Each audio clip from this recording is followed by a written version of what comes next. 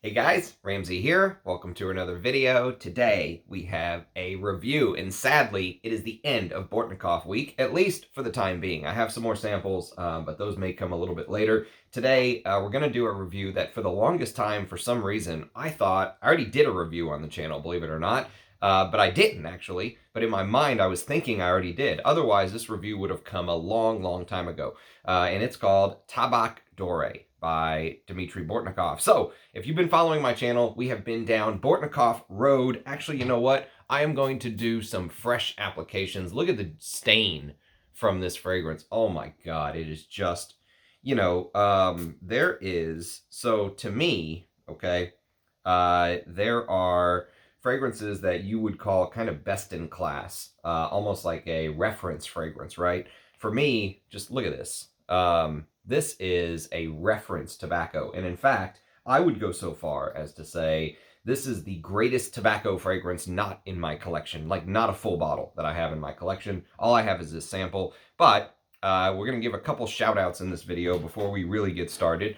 First shout out is going to be to my good friend Lee from Fragnanimous, and his website is right here on the front. So it's fragnanimous.com, and he is a solid guy. He's a guy who I've come to know over the last couple of years doing this hobby. He actually sent me this decant for free. Well, I bought something from him, and he actually included this for free. He only ships in the continental United States, I believe. I know he was working on international shipping, but if you are in the United States, Lee from Fragnanimous is kind of my go-to guy for Bortnikoffs and stuff like that. Oh man, right there, I just got this hit of this big chocolatey feel, which we talked a lot about chocolates in the previous sort of couple videos with Musk Habib and Chypre du Nord has a little bit of that musky chocolate. There's no musky chocolate actually listed in here. There's no patchouli listed in here either, but there is something very interestingly chocolatey off of that first spray. And you're going to get pink pepper, ambrette. Well, let's go through the actual proper blurb before I just start throwing stuff at you. The other thing I have to say is I want to dip this sort of tobacco absolute. And this was given to me by Russian Adam, who has a new collection coming, the Musk collection. I cannot wait. So in honor of Russian Adam, we are going to use an Arise Dore blotter, and we are going to dip this in the Tobacco Absolute for this video. Oh my God, look how thick that is. Look at that. Look at that. It's almost like it's almost like molasses. And oh, I'll tell you what, tobacco is one of my personal favorite ingredients in perfumery. I remember, that just stuck to my nose. I remember years and years ago when I learned that there was tobacco in perfumery. I was just like, what? Tobacco in perfumery? When you're new to the game, it's like each one of these steps you learn takes you, it's like walking up the stairs, if you will. And so the Tobacco Absolute is one of the most complex just scents in all of perfumery.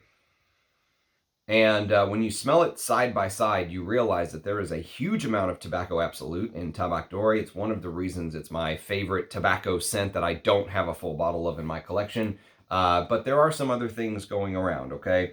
And I really feel like some Dmitry Bortnikoff fragrances that I've reviewed, check out my Dmitry Bortnikoff playlist if you're interested in learning more about the brand.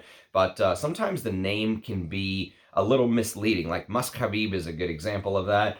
Obviously Musk is a player, but there's so much more going on. You get the huge note of ylang ylang in Musk Habib, and same thing, Oud Monarch. A lot of people think that's a huge oud fragrance because it has oud in the name. It's not. There's a lot of florals and chocolatey notes and stuff like that in there. And so this is one where I would say the name is absolutely 100% properly done. Sir Winston is another one where I actually bought a bottle of Sir Winston. It leaked, so I know what it smells like because it was everywhere when it came. The bottle was basically empty. It broke. It was one of the original early Bortnikoff bottles. And Sir Winston's another one. You think you're going to get something that smells like Tabac Dore. Instead, you get a lot of ambergris, and you get a lot of tuberose in that fragrance. So sometimes Bortnikoff's fragrances are are, the name misleads people from what to expect. Tabac Dore is 100% spot on. It is a out and out tobacco, and one of the most beautiful tobaccos I've ever smelled. Before we go any further, though, I must mention that I want to say thank you, because after this is done, mixing a tobacco fragrance with actually smoking some cigars, I'm going to go burn some of these at the local cigar lounge. Thanks to David, one of my subscribers. He said he's got a cigar collection of over 1,000 cigars. So he probably has a real humidor, not the little fake travel one that I have, but a proper humidor to keep all those safe, those puppies safe. But he sent me these beautiful cigars. I've been enjoying them periodically, and what better day than today? I'm off of work, and having a good cigar mixing with Tabac Dore on my skin is just perfection to me, absolute perfection. So here's what Dmitry Bortnikoff has to say about the fragrance. Tabac Dore is a fragrance of the Oriental night, charming and unforgettable. The precious absolute of tobacco, which is used in the composition, contains more than 300 components, including intriguing pyrazines and sweet fruity damasones. They form a unique, deep aroma of tobacco, mysterious and exotic, which relaxes you and gives you a confidence. Another important component of Tabac Dore is wild oud from Thailand and Vietnam. Wild is the best word to describe the smell of this thick, dark blend of oils, which has no analogs in the world of perfumery. Decorated with vanilla absolute, balsams, and resins, these two main ingredients will immerse you in the noble luxury of the East. So, the note listing, according to Parfumo: vanilla absolute, ambrette and pink pepper in the top, heart of tobacco absolute, benzoin, and fig, with cinnamon, and a base of Vietnamese oud, labdanum, cedar, Peru balsam, Thai oud, Tolu balsam, and sandalwood. Dmitry Bortnikoff is the perfumer. I believe this came out in 2020 to 2021. I'm not 100% sure. I don't think it was ever in the vintage sort of wood cap. I think Tabac Dore was late enough where it went into the second version, if you will, right away. And oh man, it is so beautiful for a tobacco lover. And so it just gives you exactly what you're expecting, is the best way for me to describe it.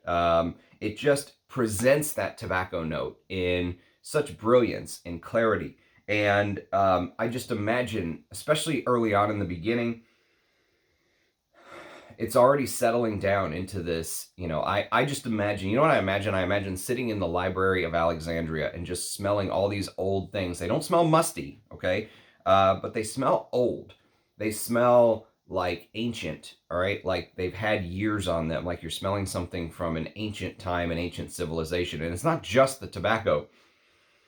Obviously, the most common explanation of smelling tobacco absolute like this in this form is you're walking into a humidor, and that is 100% what this smells like to me. It doesn't smell like cherry pipe tobacco or anything like that. It smells like you're in a humidor with all of these different types of smells and different cigars and all that stuff, right? And that's a perfect explanation, but I would go one step further.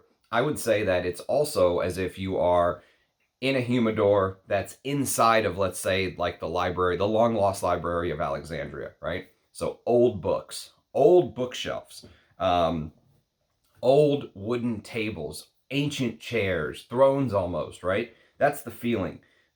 This somehow smells of being like in an exclusive humidor. That's why I said humidor inside the Library of Alexandria. And you're smelling not just the cigars, not just the ancient tobacco, let's say, of the highest quality, because everything from back in the day seems better, but just smelling. Imagine you're smelling like the shelves that the books are and the cigars are stored on. But the shelves are not just made out of any type of wood. You know what they're made out of? They're made out of oud, right?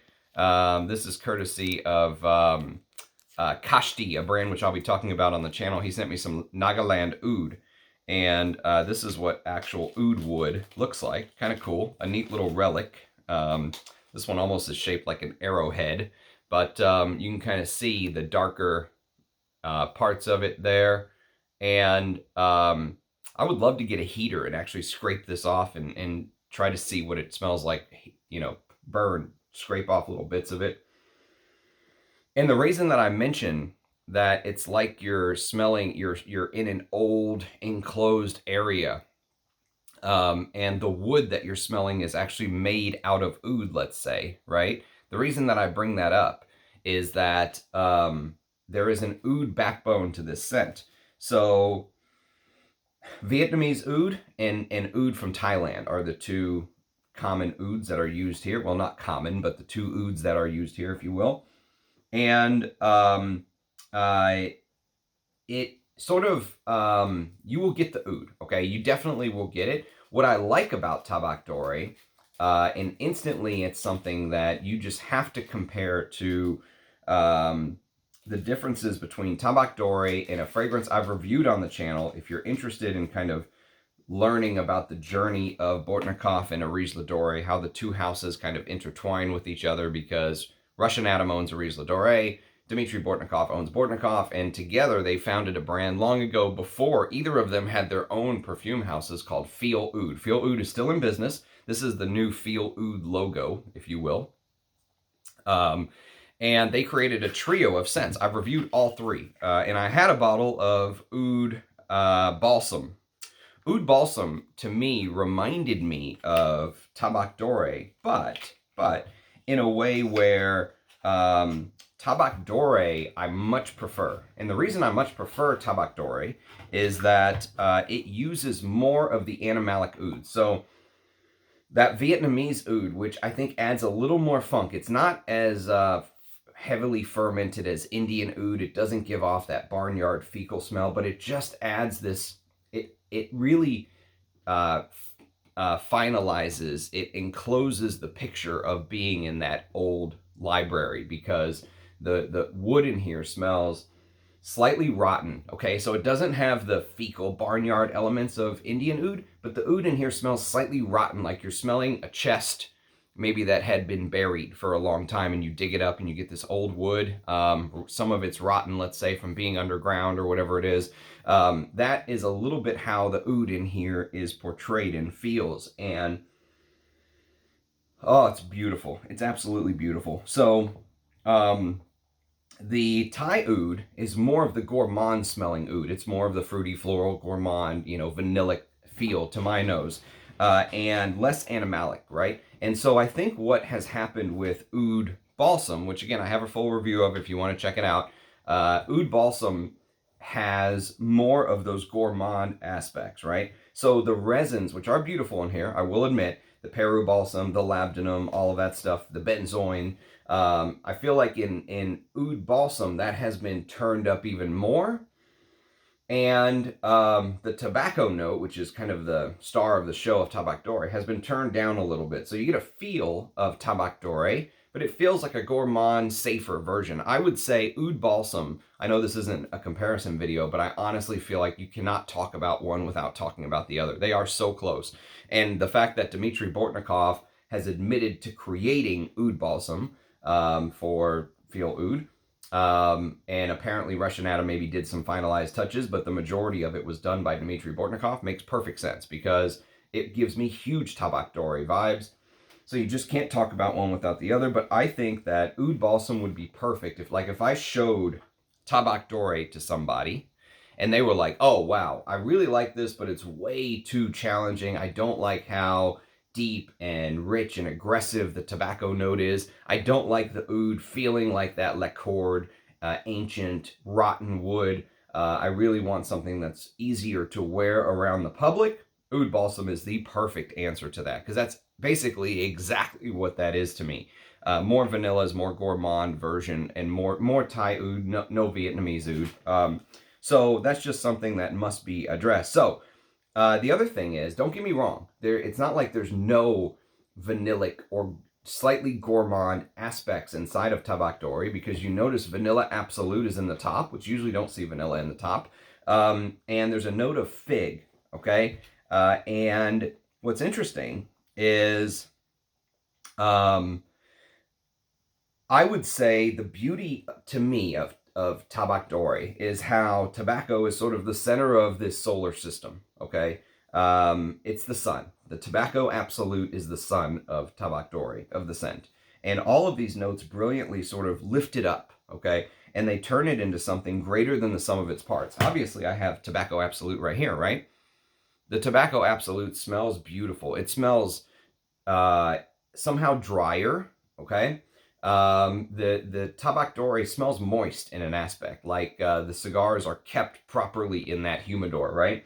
And they haven't been allowed to dry out. The actual Tobacco Absolute smells dry, hay like you're outside, like you're in an outdoor field, and there's still something very warming. There's something enveloping and warming about it, but it feels drier and much more hay-like.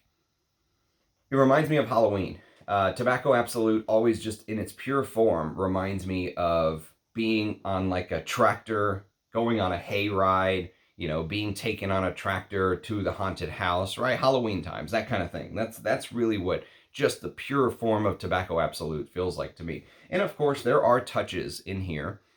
You could pick out fruity touches, but really, to me, when you smell just pure Tobacco Absolute, it smells like the top of a cigarette. Remember back in the day, I don't know if they still do, but they used to have that foil around the cigarette pack, and you would pull it out, and then around it would be the cellophane, right? So there would be like the cellophane that was around the cigar, which I'm going to smoke here just in a little bit. The cellophane around the cigarette. And God, this smells so good.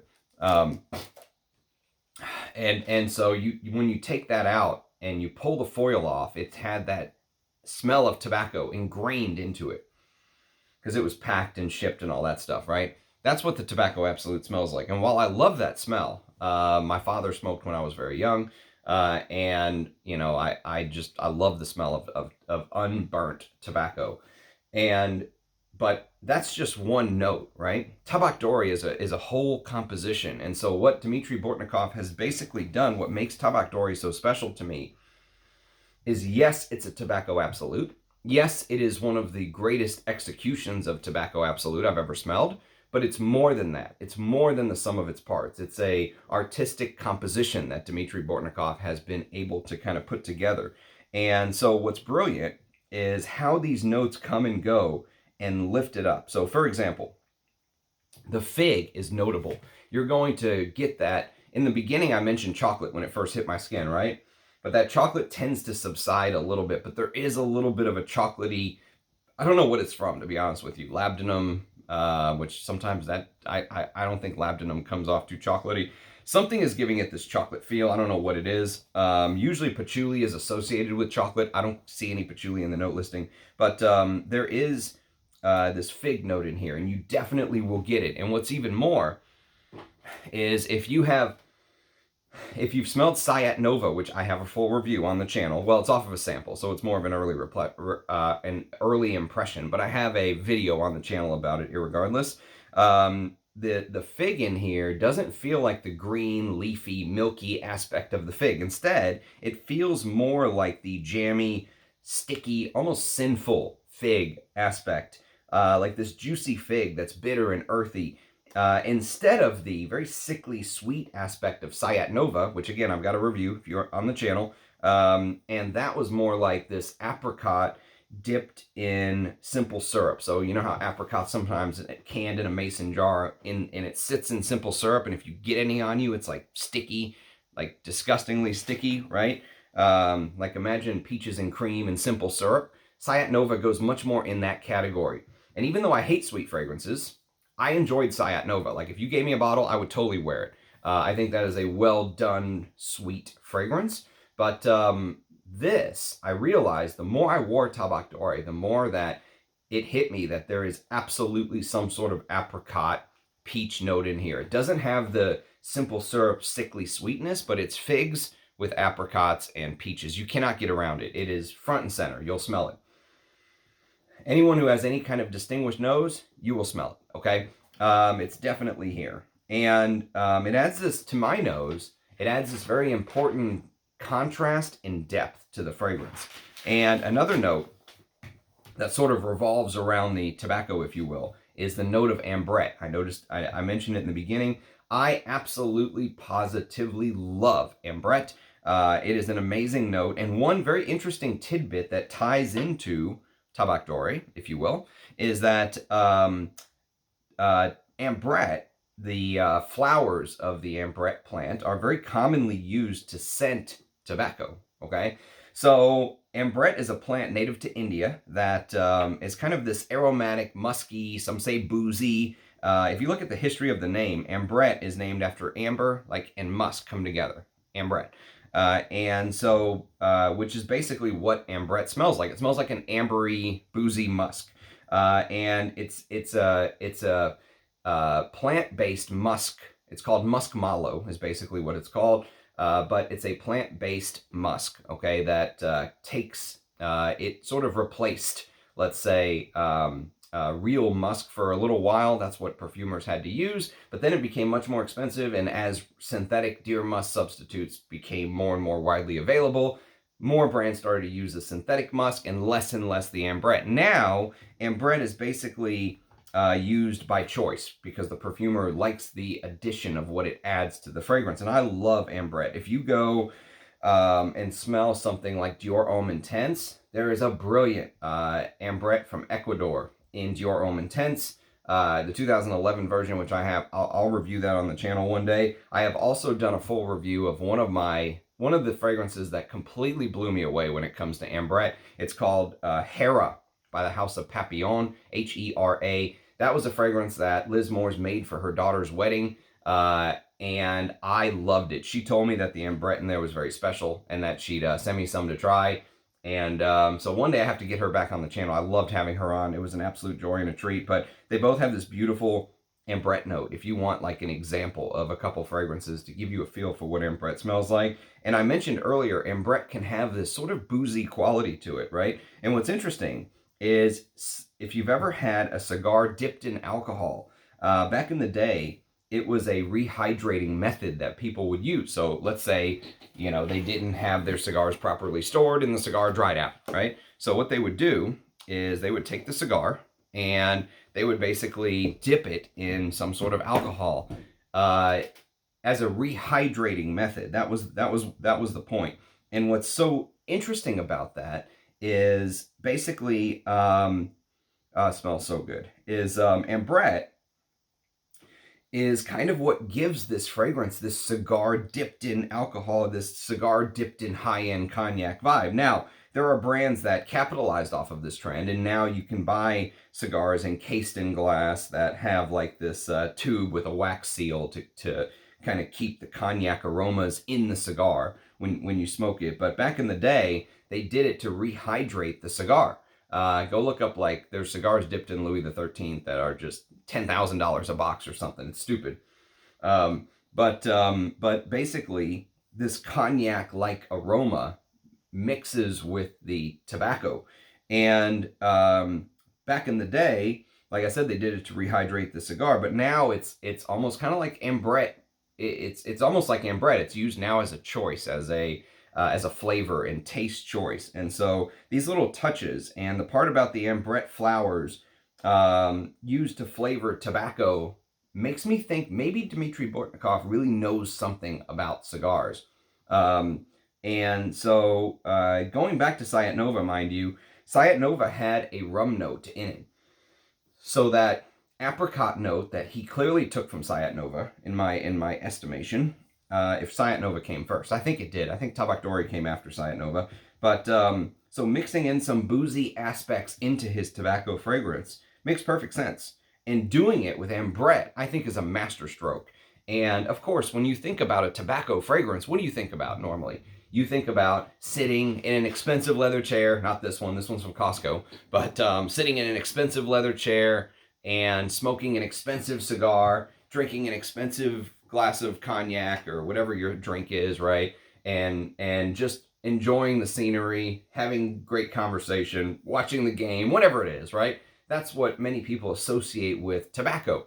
And so the way he mixed that into Tabac Dore, to me, is absolutely brilliant. So you have the, you know, old smell. Remember, the library shelves made out of, carved out of ancient oud. You have that chocolatey vanilla-like feel. And there is a little bit of vanilla in here, but in my personal opinion, I feel like the Vietnamese oud and the amped up tobacco and sort of the little touches of the fig and nectarine or peach, whatever you want to call it, add enough contrast to where, and the resins, of course, it doesn't just make it a gourmand resinous kind of blob like Oud Balsam. Now, one thing that I must say too, because I have to be level and even and fair, is that these are artisanal fragrances. That's what I've come around to calling them. Some people make fun of me for that. I don't care. That's just what I am going to call them going forward, because you can call them indie or artisanal, whatever you want to call them, right? But they are different from the way that you go buy a fragrance by LVMH, go buy a Louis Vuitton or a Guerlain or whatever it is, a Dior. And those fragrances are not going to, quote unquote, macerate in the bottle. Well, first of all, maceration is something perfumers do. So when I see all these people talk about, oh, it sat in my bottle for 2 months and it's macerated. Bullshit. It has not macerated. It's just you let some air into the bottle is all you did. And so, but basically where I'm going with this is that these indie or artisanal perfume houses, they use ingredients that can continue to evolve in the bottle as time goes on. So for example, real oud can continue to not macerate, but it can continue to evolve and change in the bottle as time goes on. It's one of the few ingredients that can. So I was pretty rough on Oud Balsam when I did my review, but it's only because I know what brilliance Tabac Dore is, to my nose. And so maybe months, years in the future, you'll look back and say, wow, Oud Balsam turned into this amazing thing. That technically is a possibility. That will not happen with a just a staple designer, whatever you want to call it. And so the other thing is, if you noticed in the opening blurb I read you, he said that it includes intriguing pyrazines. All right, and basically pyrazines are a compound found in the grape skin, in the skin of grapes, but other things as well. And it's responsible for like the green aspect of some wine. If you ever smell like a green smell to wine, it's the pyrazines, or bell peppers have it as well, stuff like that, right? But it is also commonly used as a flavoring agent in tobaccos, all right? So I wanted to just highlight how many different directions the tobacco note can pull you in, because here, yes, you get the hay-like mossiness of the Tobacco Absolute. You absolutely get that. It's so beautiful. And I've got the dry down here. Oh, it's just absolutely, I mean, for a tobacco, it's everything I want. Like if I was going to make a tobacco, the only thing I think you could do to make this better for me is amp up the animalic oud. There is a little touch. Like I said, it's not like a barnyard fecal animalic. It's more like a little bit of a rotting wood, liquored wood, something like that. Lacquered wood, I guess, not liquored, although there is that liqueur note in here. But this lacquered wood, just imagine like staining it, going down to Home Depot, getting a stain that you're going to put on your deck, and you've got this stained, lacquered, rotting, slightly fruity oud as well, because there is some Thai oud in here as well. And I think the Thai oud works in tandem with the nectarine and the fig, and it's just rich and warming and mossy and herbaceous and enveloping. And like I said, it does have the hay-like aspects of the Tobacco Absolute, because the Tobacco Absolute is the center of the solar system. And the reason I love tobacco scents is they always remind me of the archetype of kind of the hardworking man, right? So you've got father comes home from work, he's exhausted, puts his smoking jacket on, his slippers on, he takes out his cigar, or he takes out his pipe or whatever it is, and just kind of relaxes. And tobacco, to me, is a very manly scent note. Now, there are some women who disagree, and they love wearing tobacco fragrances, and I'll tip my hat to them. But to me, to my nose, I always view tobacco as a very manly ingredient. Okay, and so this kind of checks all of those boxes for me. And I think Tabac Dore is, if you said, Ramsey, you get to pick one or two more Bortnikoffs to add to the collection, this would definitely be it. This and Triad, and Lurikskis I really enjoyed as well. But Triad, Tabac Dore, Lurikskis would be right to the top. Lurikskis is one of the best Champaka fragrances I've ever smelled in my life. But again, Bortnikoff knows how to use florals. And what's interesting is, I should mention, you noticed I did not mention hardly any florals. The florals here are little floral touches that are used in the oud. Like, let's say the Thai oud can sometimes smell fruity and floral. And so if there are little bits and pieces of florals, it's coming from the very unique tobacco absolute. There's a vast array of smells that tobacco absolute can give you in the Thai Oud, but there's no actual florals in here. So you see, as time has gone on, Dmitry Bortnikoff has realized, I think, the label that people gave him as somebody who only works with these amazing florals, and he wanted to get away from that. And I think he did so. I think he was successful at doing that, in my opinion. So yes, Tabac Dore. I mean, just the best tobacco fragrance not in my collection. I don't know how else to say it. That's kind of the that would be my quick one blurb little write up. The best tobacco fragrance not in my collection. Now, this sample came to me a long time ago, and it came to me from one of the older bottles. Now the cap looks like there's like barbed wire around the bottom of the cap. It doesn't have the B on it. Well, it has the B on the top, but not on the front. If you look at Parfumo, you'll see the old style cap. And so just one thing that I should mention about it. I've never smelled the new one. I don't know what it's like. I have had some people say that Bortnikoff has suffered from reformulations over the years. I don't know. I've never smelled the new stuff.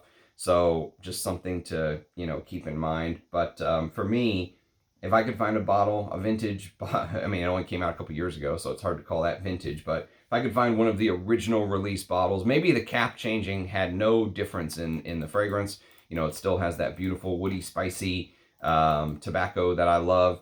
But this is full bottle worthy for me. So sad to see Bortnikoff week come to an end, but don't worry, all is not lost. More Bortnikoff reviews to come on the channel. I very much, as always, appreciate everybody's support, watching, commenting, liking, all the amazing stuff that you guys do for the channel. Thank you for the back and forth. I love the interaction. And let me know what your favorite kind of Bortnikoff review of the Bortnikoff week has been. It's been a hell of a week. I've loved wearing these, but it's time to move on to some other things starting tomorrow. So as always, cheers guys. I love you, and I'll catch you next time. Bye-bye.